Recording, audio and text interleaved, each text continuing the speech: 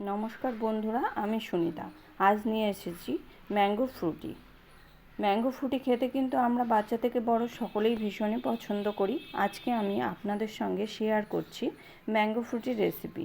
একদম দোকানের মতো ম্যাঙ্গো ফ্রুটি মাত্র 2টি উপকরণেই কম সময়ের মধ্যে তৈরি করে নেওয়া যায়, আর খেতে লাগে অসাধারণ। দেখে নেওয়া যাক আমার আজকের এই ম্যাঙ্গো ফ্রুটির রেসিপিটি। তার জন্য আমি এখানে আম নিয়েছি। আমি এখানে 2টো আমকে খোসা ছাড়িয়ে ছোট ছোট টুকরো করে নিয়েছি, আর একটা কাঁচা আমকেও খোসা ছাড়িয়ে ছোট টুকরো করে নিয়েছি। একটা মিক্সিং জার নিয়েছি। মিক্সিং জারের ভিতরে আমি পাকা আম এবং কাঁচা আম আমি দুটোকেই একসঙ্গে করে আমি এটাকে একটা মিহি পেস্ট তৈরি করে নেব।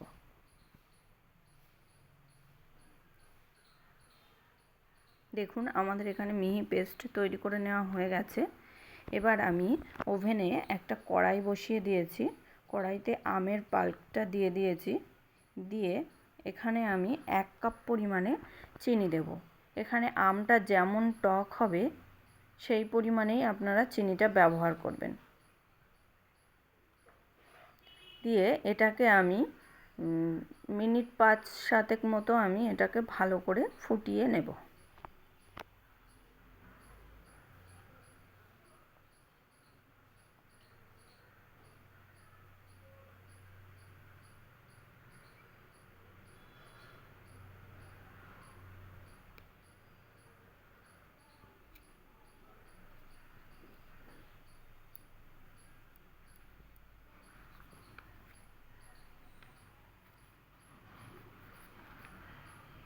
এখানে আমাদের ফুটিয়ে জাল করে নেওয়া হয়ে গেছে। এটাকে দেখুন, কালারটাও চেঞ্জ হয়ে গেছে।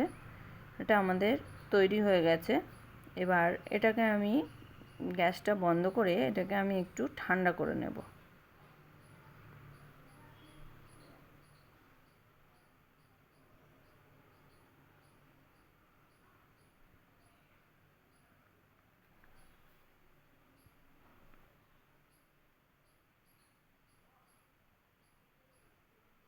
আমি ঠান্ডা করে নিয়েছি।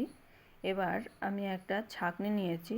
ছাঁকনির ভিতরে আমের পাল্পটা দিয়ে এটাকে আমি ভালো করে সেঁকে নেব।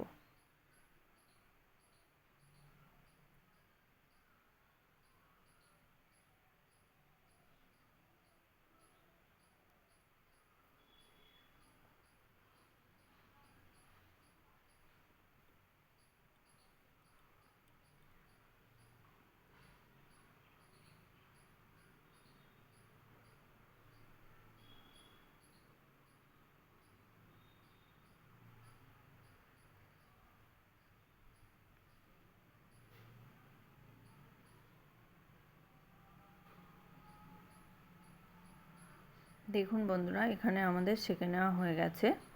এবার আমি এর ভেতরে 1 লিটার আমি ঠান্ডা জল ব্যবহার করব।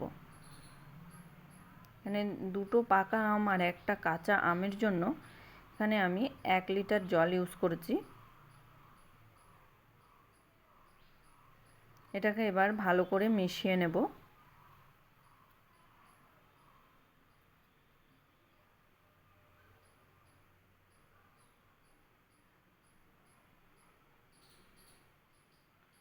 এবার আমি আপনাদেরকে সার্ভ করে দেখাচ্ছি।